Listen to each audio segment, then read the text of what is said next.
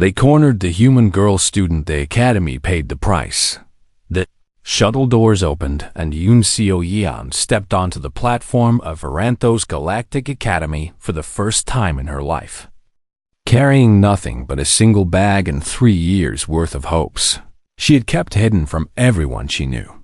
The space station stretched endlessly before her, its corridors gleaming with lights that shifted colors as different species walked past. And she had never seen so many alien beings in one place. Not even at her father's diplomatic functions, back on the colony world where she had grown up. She was 17 years old, and she was the first human to ever be admitted to this academy in its 3,000-year history. A fact that made her stomach turn with both pride and terror as she walked toward the registration center. The Saurian instructor stood waiting at the entrance, his forearms folded in what Seo-yeon hoped was a welcoming gesture. And when he spoke, his voice clicked and hummed in ways that her translator struggled to smooth into understandable words. "You must be the human student," he said. And she nodded because her voice had suddenly abandoned her, leaving her mute and small in the shadow of this towering insectoid being who looked down at her with eyes that held no hostility, but also no warmth. His name was Kethvaris, and he was the head of diplomatic studies, one of the few faculty members who had voted in favor of admitting humans to the academy. And he guided her through the registration process with efficiency that bordered on impatience. The other students watched her as she walked through the corridors, and Seo-yeon could feel their eyes on her back like needles pressing through her uniform. And she heard the whispers, even though her translator could not catch all the words. "Deathworlder," someone hissed. And she knew that word because she had heard it before. The term that other species used for beings from planets like Earth, where gravity crushed down hard and the atmosphere burned with oxygen, and they creatures evolved to survive against predators with teeth and claws. She was assigned quarters in the Eastern Dormitory Wing, the oldest section of the academy where the walls showed their age and the environmental systems hummed with a tired sound that never quite stopped. Her room was small and bare, and located at the end of a corridor where no other students lived. And when she asked the automated system why this room had been chosen for her, it simply stated that this was the only available accommodation suitable for human atmospheric requirements. She did not believe that answer, but she accepted it because she had learned long ago that some battles were not worth fighting on the first day. Her first class was Interstellar Ethics, taught by a professor whose species she did not recognize. And when she entered the lecture hall, every head turned to look at her, and the room fell silent in a way that made her skin crawl with discomfort. She found a seat at the back and sat down quietly, pulling out her tablet and pretending not to notice the empty chairs spreading around her like a quarantine zone. The lecture began, and the professor discussed the ethical frameworks that governed interspecies relations across the galaxy. And Seo-yeon listened carefully, because this was why she was here. This was what she had dreamed about for years. When the professor asked a question about the moral obligations of technologically advanced species toward developing civilizations, Seo-yeon raised her hand before she could stop herself, and the room went quiet again. The professor hesitated, but then nodded at her to speak. The obligation should not be based on technological levels, but on the capacity to understand suffering, Seo-yeon said, her voice steady even though her heart pounded against her ribs. Because a species that can travel between stars should be able to recognize that pain feels the same regardless of how primitive the being experiencing it might appear. The silence stretched on, and she thought for a moment that she had made a terrible mistake. Then a voice cut through from the front of the room, smooth and cold and dripping with amusement that carried an edge of cruelty. How touching that the representative of humanity wants to lecture us about suffering, the voice said. And Seo Yan looked down to see a silver-skinned student with pale eyes that seemed to glow faintly in the artificial light. Tell me, human, which of your species' countless wars are you drawing this wisdom from? Is it the one where you burned cities to ash, or the one where you poisoned entire oceans? Laughter rippled through the lecture hall, and Seo Yan felt her face flush with heat that had nothing to do with the temperature. The professor raised a hand for silence, but the damage had already been done. And the silver-skinned student smiled at her with teeth that were too sharp and too white. His name was Zorithfel Queen, and she would learn later that his father was a powerful senator on the Galactic Council, and that his family had opposed human admission to the Academy more vocally than anyone else. But in that moment, she only knew that he had made her feel small and stupid and unwelcome, in front of 100 other students who were already prepared to believe the worst about her kind. She did not respond because she knew that anything she said would only make it worse. After class, she ate dinner alone in the far corner of the dining hall, pushing food around her plate without tasting any of it. And she sent a message to her father, telling him that her first day had gone well and that she was excited about her classes. It was the first lie she had told him in years. Later that night, she lay in her narrow bed staring at the ceiling and listening to the hum of the old environmental systems and wondering if she had made the wrong choice by coming here. Across the dining hall, Zorith sat with his friends and watched the human girl sitting alone in her corner, and something ugly and satisfied curled in his chest at the sight of her isolation. She does not belong here, he said to the others. And they nodded because they had been thinking the same thing since the moment they heard a human would be joining their ranks. We will make sure she understands that, Zorith continued.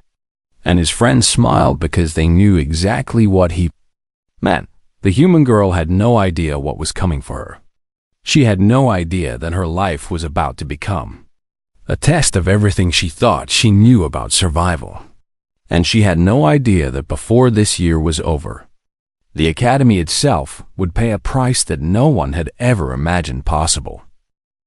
The weeks passed slowly, and each day brought new forms of isolation that Seo Yan had not anticipated when she first arrived at Varanthos Academy.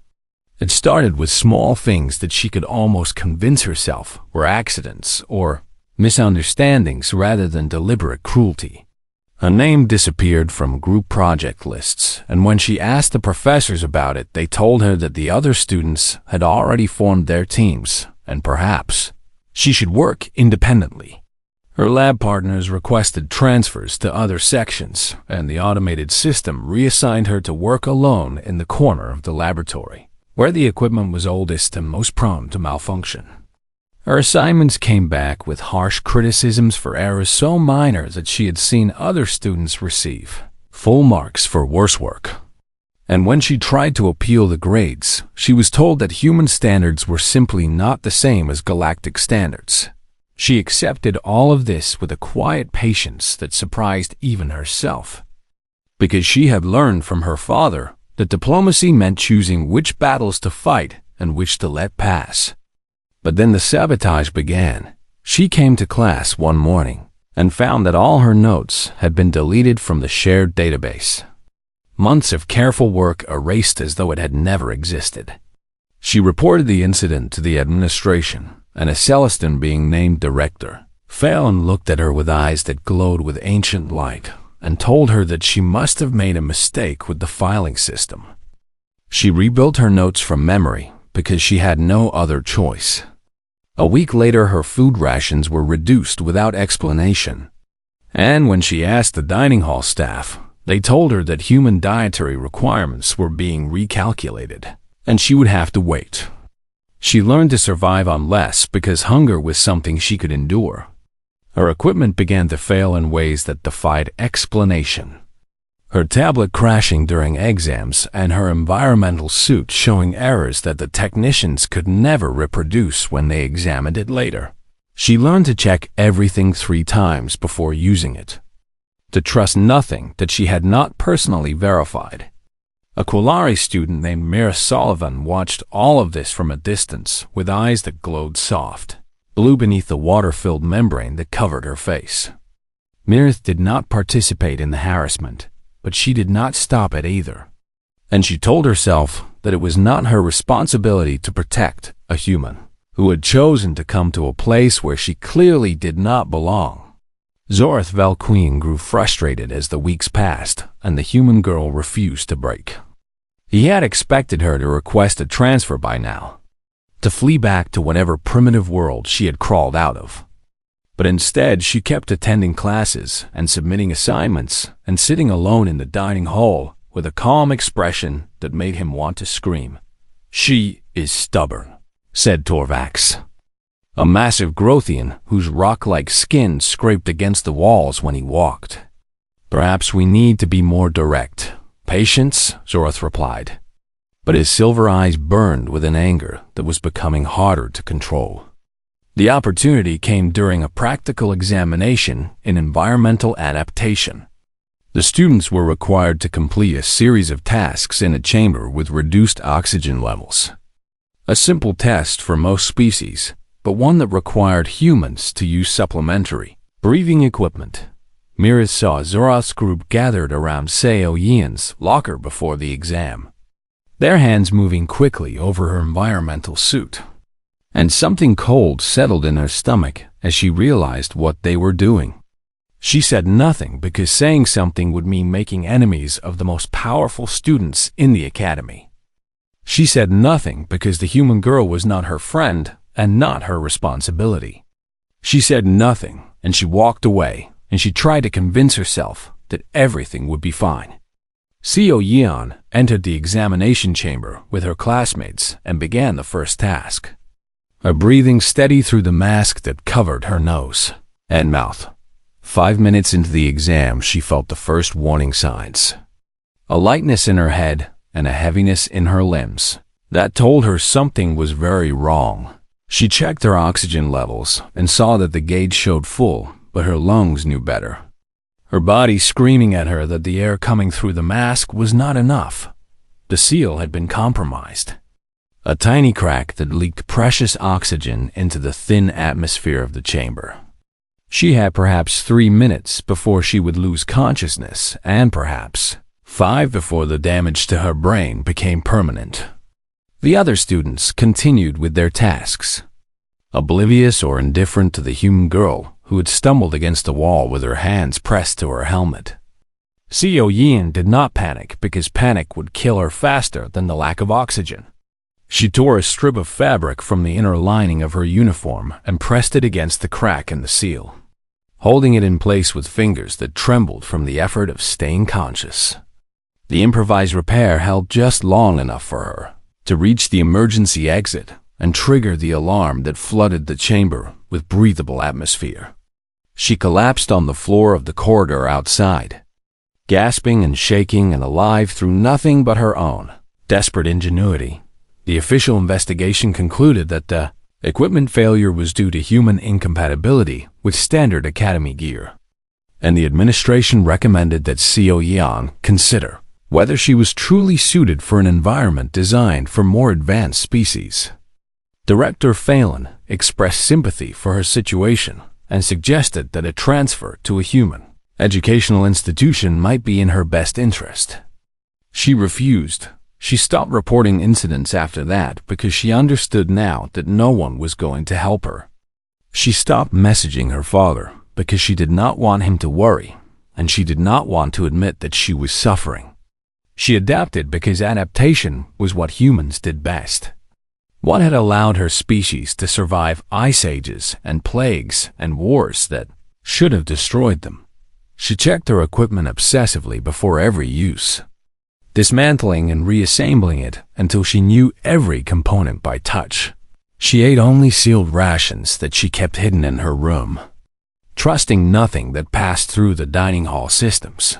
She slept in shifts, never allowing herself to fall into the deep unconsciousness that would leave her vulnerable. She became a ghost in the academy, present but untouchable, surviving but not living. Zorath watched her transformation with growing frustration and something that might have been the beginning of fear. She should have broken by now, Yenneith said, the Sylvari's vine-like fingers twitching with agitation.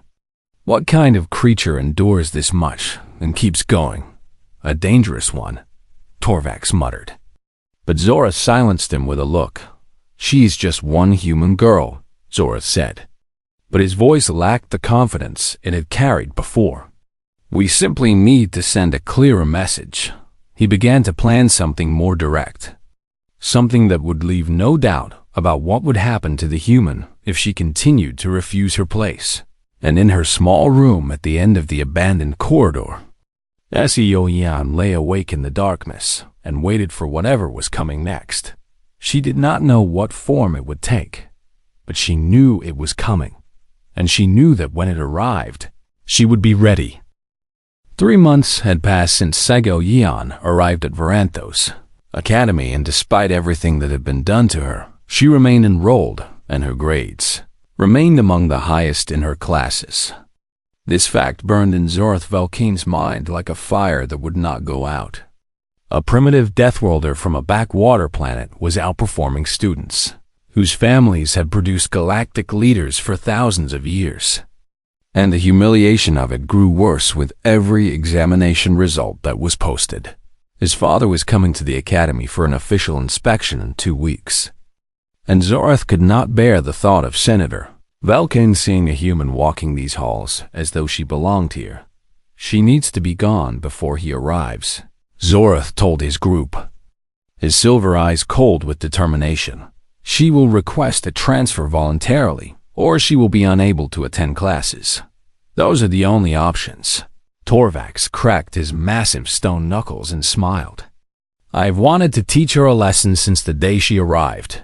Yenneith's thorns extended slightly from her vine-covered arms, glistening with the venom that flowed naturally through her plant-based body. She will understand the message we send. They gathered 4 more students who shared their hatred of the human presence in their academy. Species from across the galaxy united in their belief that Yan did not deserve to breathe the same recycled air as them. They watched her for 3 days, learning her patterns and her routes and the times when she was most isolated. She had taken to using a maintenance corridor as a shortcut between her last class and her dormitory, a narrow passage that few other students knew about. It was perfect. On the 4th day, they positioned themselves inside the corridor and waited. Ying walked through the dim passage with her bag over her shoulder, her mind occupied with the assignment she needed to complete before morning. She did not see them until she was already surrounded. Zorath stepped out from the shadows first, his silver skin seeming to glow in the low light. And behind him, Torvax and Yenneith blocked the path she had just traveled. 4 other students emerged from hiding places along the walls, cutting off any possibility of escape. 7 against 1. 7 species from across the galaxy against a single human girl. Hello, Deathworlder, Zorath said, and his voice echoed in the narrow space with a cruelty that made the air feel thick. We need to have a conversation about your future. Yan stopped walking and looked at each of them in turn, her face revealing nothing of what she might be thinking. What do you want? She asked, and her voice was calm in a way that did not match the situation. Zorath smiled and took a step closer. I want you to understand that you do not belong here, and you never will. I want you to go to the administration tonight and request an immediate transfer. I want you to leave this academy and never come back. And if I refuse, Torvax moved forward and grabbed her arm with fingers that could crush stone. Then we will make sure you cannot attend classes anymore. There are many ways to hurt someone without leaving marks that show. Yenneith raised her arm and let her thorns catch the light, venom dripping slowly to the floor. My poison does not kill, but it does cause pain that lasts for days. Imagine trying to concentrate on your precious studies, while every nerve in your body is screaming. The others pressed closer, forming a tight circle around her. Yun looked at Zorath and something in her eyes shifted. something that none of them had ever seen before in any species they had encountered. "I am going to give you one chance," she said, and her voice was quiet, but it carried through the corridor like a blade through silk. "Walk away," Zorath laughed, and the others joined him because the idea of this small human threatening them was absurd beyond comprehension. "You have no idea what you are," she continued, and she slowly lowered her bag to the floor. "You have never met a species that evolved on a death world. You have only heard stories. We are 7 against 1. Zorath sneered. "What do you think you can possibly do?" Seo Yan smiled, and it was not a friendly expression. "Let me show you." What happened next took 11 seconds. Torvax had the strongest grip of anyone in the academy. Fingers that could crush metal pipes without effort. But he had never tried to hold on to something that did not want to be held. Seo Yan twisted her arm in a direction that his species could not bend and broke. His grip with a sharp crack that was the sound of his wrist shattering. He screamed and stumbled backward, clutching his broken limb. Yenneith lunged forward with her venomous thorns extended. Faster than most species could react, but human eyes had evolved to track predators moving through tall grass, and Seo Yan saw her coming before she had finished deciding to move. She sidestepped the attack and grabbed Yenneith's thorn-covered arm, using the Sylvari's own momentum to spin her around and throw her into 2 of the students who had been closing in from behind. All 3 went down in a tangle of limbs and vines. The next 2 came at her together, thinking that coordinated attacks would overwhelm her. But Earth gravity was 3 times stronger than either of their homeworlds, and Seo Yan's muscles were built to function under forces that would crush them. She moved between them like water through rocks, her strikes landing with precision born of millions of years of predator-prey evolution. One collapsed with the air driven from his breathing organs. The other fell clutching a joint that bent the wrong way. Zorath stood frozen, watching his carefully planned ambush fall apart around him. And for the first time in his life, he felt something cold crawling up his spine.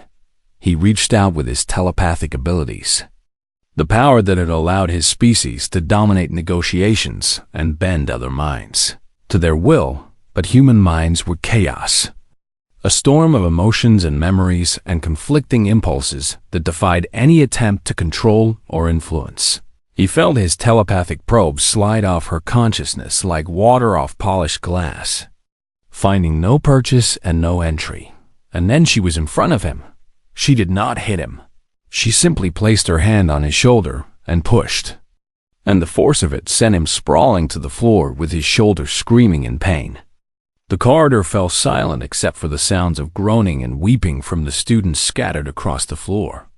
Seo Yan stood in the center of the destruction she had caused, breathing slightly harder than normal, but otherwise showing no signs of the effort.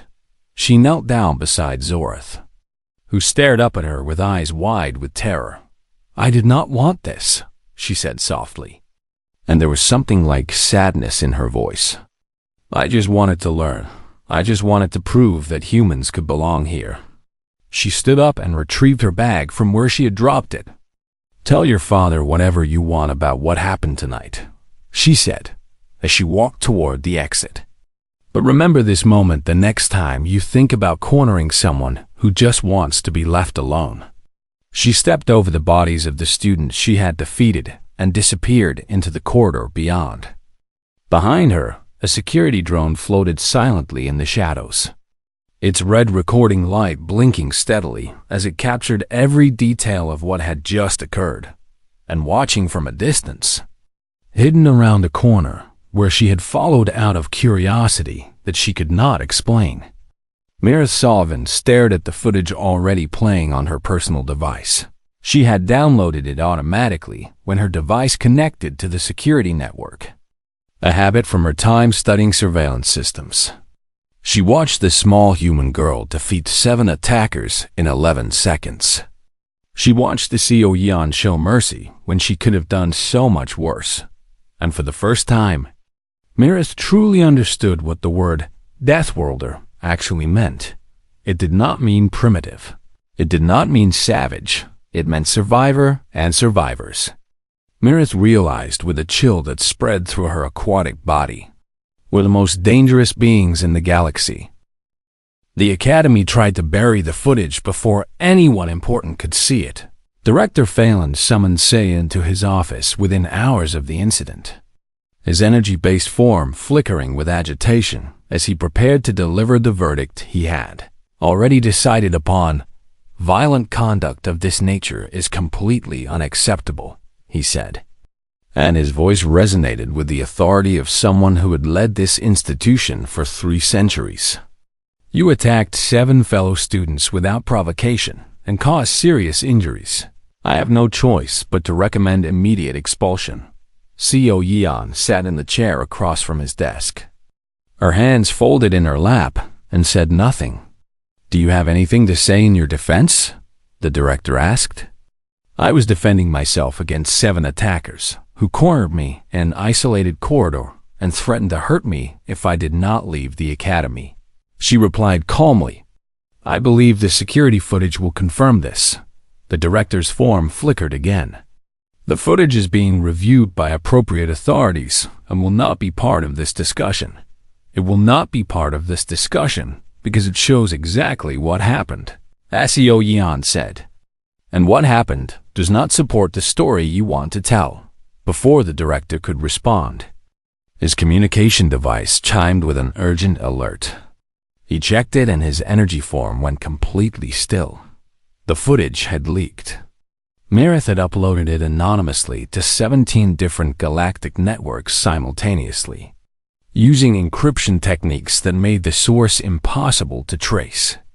Within 1 hour, it had been viewed by 50 million beings across the galaxy. Within 6 hours, that number had reached 2 billion. The video showed everything. It showed 7 large arenas surrounding a single human girl in a narrow corridor. It showed them threatening her with violence if she did not leave the academy. It showed her warning them to walk away.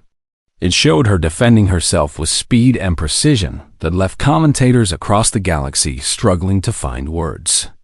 And it showed her kneeling beside the leader of her attackers and speaking words of regret instead of triumph. The reaction was immediate and divided. Some species demanded that humans be banned from all galactic institutions, calling the footage proof that Deathworlders were too dangerous to be allowed among civilized beings. But many others began asking different questions. Why was this human girl alone in an isolated corridor? Why were there 7 attackers waiting for her? Why did the Academy administration do nothing to protect her for 3 months? Ambassador Yoon Tae-jun arrived at the Academy 2 days later. He was a tall man with gray at his temples and eyes that had seen 20 years of diplomatic battles fought across conference tables and in quiet rooms, where the real decisions were made. He had built humanity's reputation in the galactic community, one careful negotiation at a time. And he had sent his daughter to this academy, believing that she would be safe. He had been wrong, and he was not a man who accepted being wrong gracefully. Senator Velqueen arrived at the same time, furious that his son had been humiliated by a human and determined to use his political power to ensure that the girl paid for what she had done. Counselor Ren, a neutral arbiter from the Galactic Council itself, was assigned to oversee the investigation. The hearing took place in the Academy's Great Hall, with hundreds of students and faculty watching from the galleries above. Senator Velqueen spoke first, his voice thundering through the chamber with righteous anger. This human attacked my son and 6 other students without provocation, he declared. She caused injuries that will take weeks to heal. She demonstrated the savage nature of her species for the entire galaxy to see. I demand her immediate expulsion and criminal charges for assault. Ambassador Yoon rose from his seat, and when he spoke, his voice was calm and quiet in a way that somehow carried more weight than the senator shouting. I would like to present evidence to the counselor, he said. Over the next hour, he laid out everything. He presented 3 months of documented harassment that Seo Yan had endured. He presented the reports she had filed with the administration and the dismissive responses she had received. He presented maintenance logs showing that her equipment had been tampered with repeatedly. He presented medical records from the day she nearly suffocated in the examination chamber, showing that the damage to her environmental suit was consistent with deliberate sabotage. He presented testimony from maintenance staff who had witnessed the bullying and reported it to their supervisors, only to be told that student matters were not their concern. He presented communication records showing that Director Phelan had received multiple warnings about the treatments Seo Yan was receiving and had chosen to do nothing. And finally, he presented the unedited security footage from the corridor, with audio that clearly captured every threat made by Zorth and his group before Seo Yan was forced to defend herself. The chamber was silent when he finished. Counselor Ren reviewed the evidence for less than an hour before delivering her verdict. The human student acted in clear and justified self-defense against a coordinated attack, she declared. No charges will be filed against her. Senator Velqueen's face twisted with rage, but Ambassador Yoon was not finished. I am filing a formal complaint with the Galactic Council, he announced. Not against the students who attacked my daughter, but against Varanthos Academy itself. Director Phelan's energy form flickered violently. On what grounds? Institutional negligence, Ambassador Yoon replied. Discriminatory practices, systematic failure to protect a minor student under your care. He turned to look at the director with eyes that held no warmth and no mercy. You had 3 months to protect my daughter, he said. You chose not to. Now the galaxy will know exactly what kind of institution you have been running. The aftermath came swiftly. Zorth Velqueen was expelled from the academy, his academic record permanently marked with the details of what he had done. His co-conspirators received suspensions of varying lengths depending on their level of involvement. Senator Velqueen found his political career crumbling as the galaxy watched his son's actions and wondered what kind of family had raised such a person. Director Phelan remained in his position for the moment, but everyone knew it was only a matter of time before the council's investigation concluded. And in the aftermath of it all, as the great hall emptied and the crowds dispersed, Mirth Sullivan found herself walking toward the human girl who sat alone on a bench outside. She sat down beside her without asking permission. I should have said something sooner, Mirth said, and her voice carried the weight of genuine regret. I saw what they were doing, and I did nothing. I was afraid of what would happen if I got involved. Seo Yan looked at her for a long moment, studying her face with those strange human eyes that seemed to see more than they should. You uploaded the footage, Seo Yan said. It was not a question. Mirth nodded. I wanted people to see the truth. It was the least I could do after everything I failed to do before. Seo Yan was quiet for another moment. Then she nodded slowly. You said something when it mattered, she replied. That counts for more than you know. They sat together in silence as the artificial lights of the space station began their slow transition to evening mode. And for the first time since she had arrived at the academy, Seo Yan did not feel completely alone. 6 months had passed since the incident in the maintenance corridor, and Varanthos Academy had become a very different place. The Galactic Council's investigation had concluded with findings that sent shockwaves through every educational institution in the galaxy. Varanthos Academy was found guilty of systemic discrimination against species from high-gravity worlds, toxic atmospheres, and other environments classified as death worlds. They were found guilty of institutional negligence that had allowed harassment and violence to flourish unchecked for decades. They were found guilty of failing to protect vulnerable students while actively protecting those who came from wealthy and politically powerful families. The consequences were severe. First, the Academy was ordered to implement mandatory integration reforms, human Students and members of other previously excluded species would be admitted without restriction and would receive the same treatment as any other applicant. Second, an oversight committee appointed by the Galactic Council would monitor Academy practices for the next 10 years, with the authority to investigate any complaint and impose additional penalties if discrimination was found. Third, Director Phelan was removed from his position effective immediately, his 3-century career ending in disgrace. The Academy's reputation, built over 3,000 years of tradition and prestige, was permanently stained. Enrollment from the wealthy elite families who had once fought for admission slots dropped by nearly 40% as parents decided they did not want their children associated with an institution that had become synonymous with bigotry. But enrollment from previously excluded species rose to fill the gap, and more students from heavy gravity worlds and toxic atmospheres and radiation-soaked planets applied in numbers that would have been unthinkable a year before. They came because they had seen the footage. They came because they had watched a small human girl stand alone against 7 attackers and survive. They came because they knew that if she could endure what she had endured and still succeed, then perhaps there was a place for them too. CEO Yeon had been offered the chance to transfer to any institution in the galaxy, with full scholarships and personal guarantees of safety from governments that wanted to claim her as a symbol of their commitment to equality. She refused every offer. If I leave, they learn that humans can be pushed out, she told her father during his last visit before he returned to his diplomatic post. If I stay, they learn that we cannot. Ambassador Yoon looked at his daughter with pride and something like sadness, because he understood that she was no longer the girl he had sent to this academy.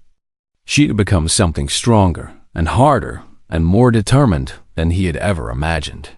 You have already proven more than anyone could have asked, he said. You do not have to keep fighting. I am not fighting anymore, she replied. I am building. There's a difference. Instructor Cathvaris was appointed acting director of the academy, the first Thesaurian to hold the position in the institution's history.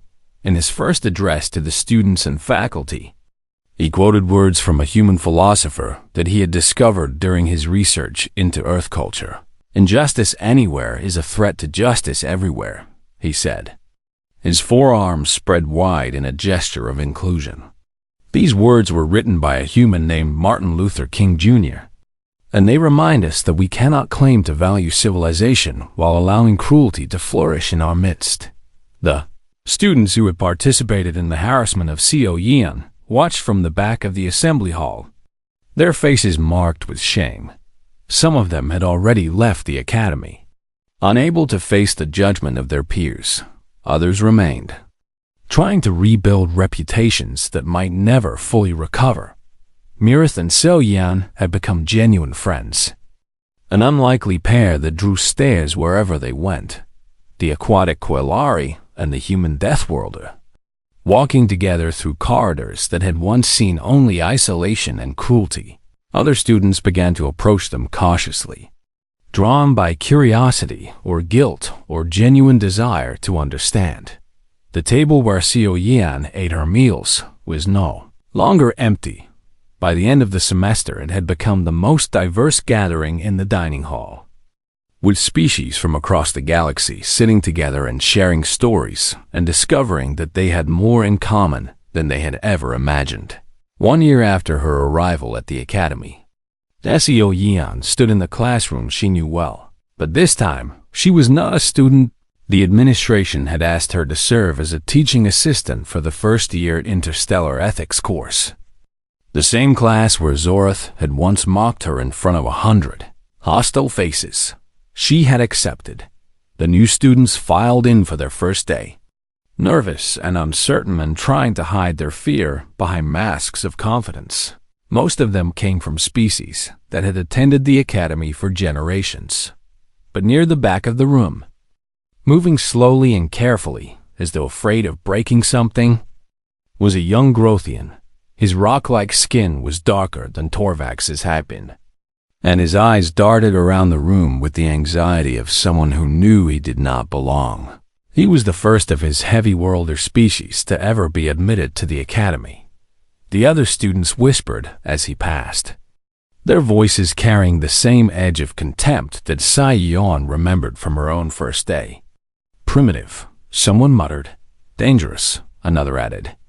The Grothian found a seat at the back corner of the room, as far from the other students as he could manage, and sat with his massive shoulders hunched as though trying to make himself smaller. Seo Yeon watched him for a moment. Then she walked between the rows of desks, past the whispers and the stares, until she stood beside him. He looked up at her with eyes that expected rejection. She smiled. "Welcome to Varanthos," she said, and her voice was warm in a way that made the whispers stop. "My name is Sayayan. I am one of the teaching assistants for this course." "I know who you are," the Grothian said, and his voice was deep but hesitant. "Everyone knows who you are. Then you know that I understand what it feels like to walk into this room for the first time," she replied. "And you know that it gets better." She held out her hand in the human gesture of greeting. He stared at it for a moment, then slowly reached out and wrapped his stone fingers around hers. "Let me show you around," she said. "There are some things about this academy that they do not put in the orientation materials. Things that can make the difference between surviving and thriving." She led him out of the classroom, past the watching eyes of students who had never seen a human treat a Grothian with kindness, and in that moment, watching them go, more than one student began to reconsider everything they thought they knew about species from Death Worlds. The academy had paid a heavy price for what it had done to Seo Yeon, but from that price, something new was being built, something better. And it had all started with one human girl who refused to be pushed out. One girl who chose to stay when leaving would have been easier. One girl who decided that the best response to cruelty was not revenge, but redemption.